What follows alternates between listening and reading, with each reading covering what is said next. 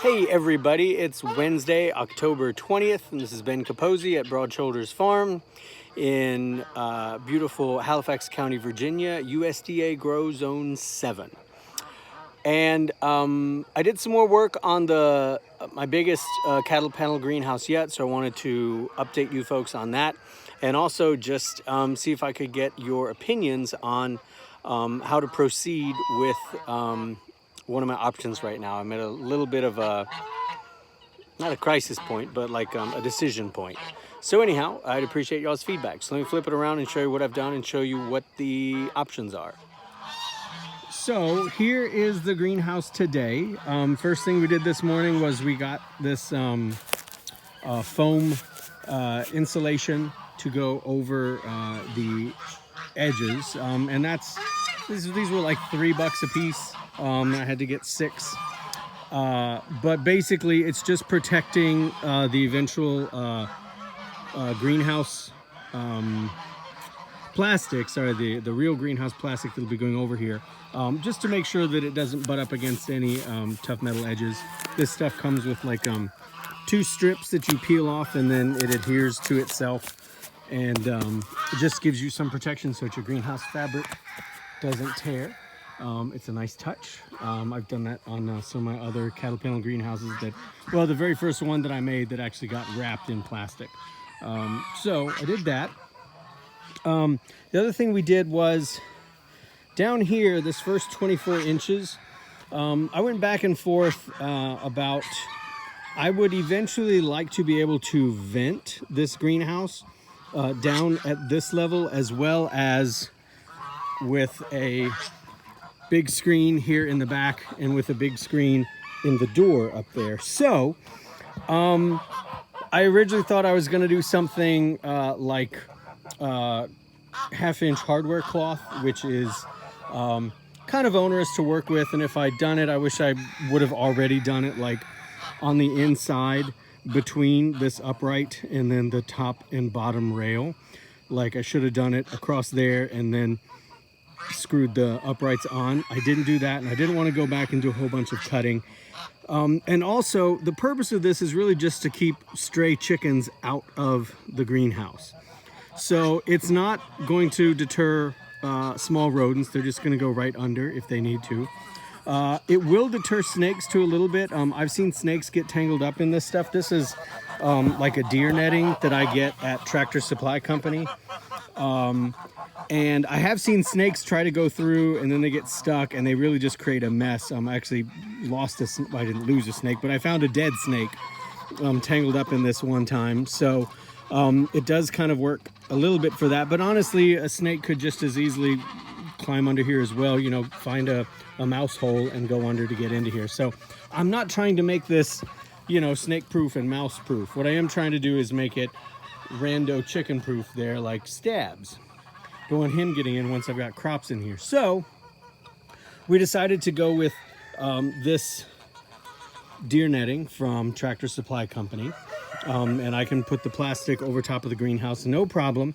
And I'm going to staple it in places, but I'm also going to put wooden battens definitely along the bottom, so that in the summer I can unscrew the battens and lift or even roll the sides up to get even more ventilation, because, you know, we get days here that really approach 100. We get entire months where even the evening temperatures are in the 90s. So, you know, shade cloth can only do so much if I put it up top. So it makes sense to me to be able to vent it as much as possible.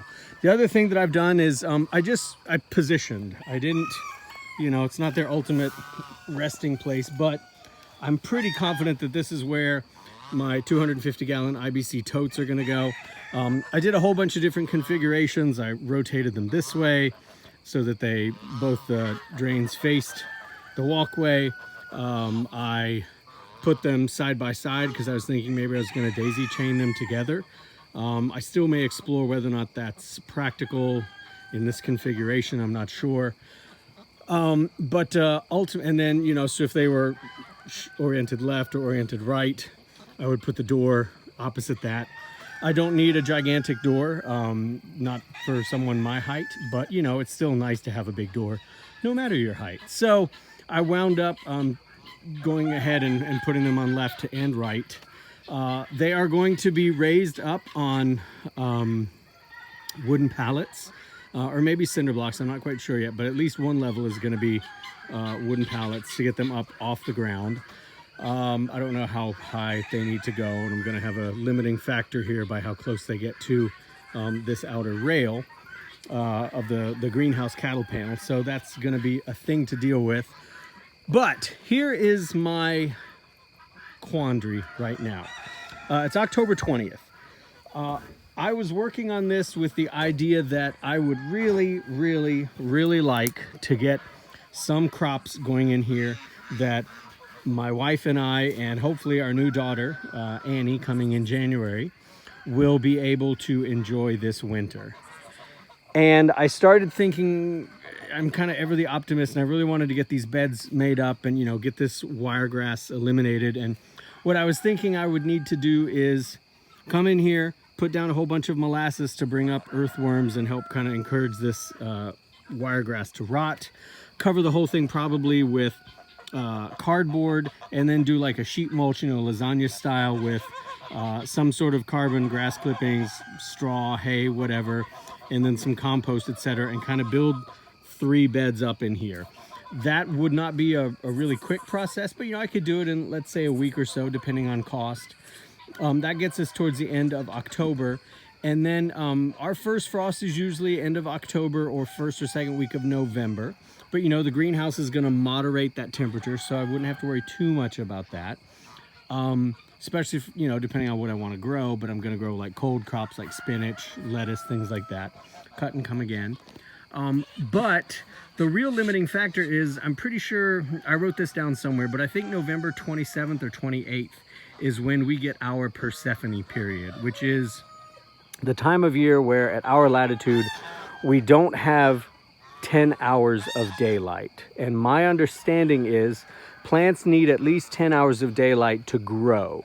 They can hold their own with less than that, but if you want them to actively be growing, they're not going to do that until the amount of daylight is back over 10 hours a day. And for us, that happens again starting January 18th. So it's just like a month and a half. It's maybe 2 months. It's not that long a period to endure, but I don't know that there are many crops, even if I bought like starts at a big box store or from one of our local greenhouses, if they even have any left, that I could get going in 30 days or less and get any kind of crop that I might be able to pick from for a while. But I could be wrong, and that's where I'm curious what you guys would think, because another option to rushing to try and get these beds in and get some kind of crop in, which I'm not going to lie would be deeply satisfying to have and meaningful to me. Another idea is, go ahead, we'll get this covered, we'll get it closed up. And I have many chicks in various grow out pens that you all have seen that I could very easily transfer into here, throw in a bunch of hay and straw and grass clippings and leaves coming up and just tons of other carbonaceous material, and leave them in here for 30 days, maybe longer, bring them fresh greens, etc. But let them just clear all this stuff down to the surface of the moon and create just a gigantic bed of chicken-made compost in here that I could then come in I don't know, early January, let's say, or even mid-December, and start getting this cleaned up and get it ready to plant some things into. So basically I could get a month or so of labor in here for the chickens to get all this cleared out. Then I can come in, move them out, shape the beds, etc. And that's what I'm kind of torn on.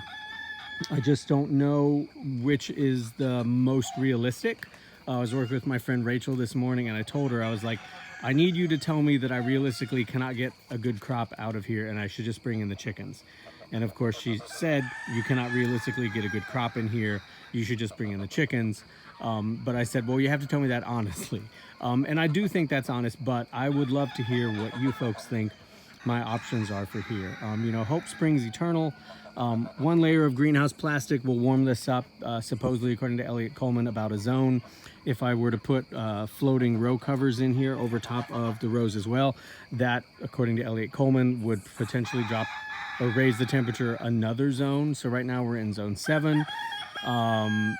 You know, I could maybe be able to get this up to what winter is like in, you know, maybe say like a zone 8B or something. So anyhow, just something that I'm wrestling with to see what I'm going to do. So I would love any feedback that you all have on how I should proceed.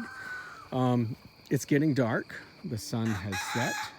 So I'm going to start packing up my tools and closing up everything for the birds. I'd also be interested if people have experience with whether or not when these IBC totes are full of water, if they will freeze. I'm thinking inside the greenhouse under plastic in our climate, they're probably not going to. As I've said in other videos, it's very rare for us to get a day below 15 degrees, let alone 10 degrees. It's almost unheard of for us to get weather around 0 degrees. So I don't think it's going to be necessary, but I'm just wondering, you know, if these are full of water, do they have enough thermal mass to prevent freezing like that, or no, these things are going to freeze and crack, which is not a good idea.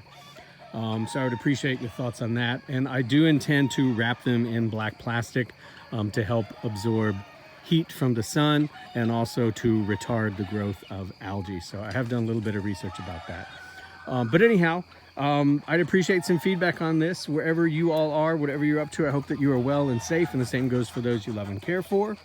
You can always follow the farm at Broad Shoulders Farm on Facebook and Instagram, where you see some of these beautiful, crazy ducklings and geese doing their job. Good job, Wheezies.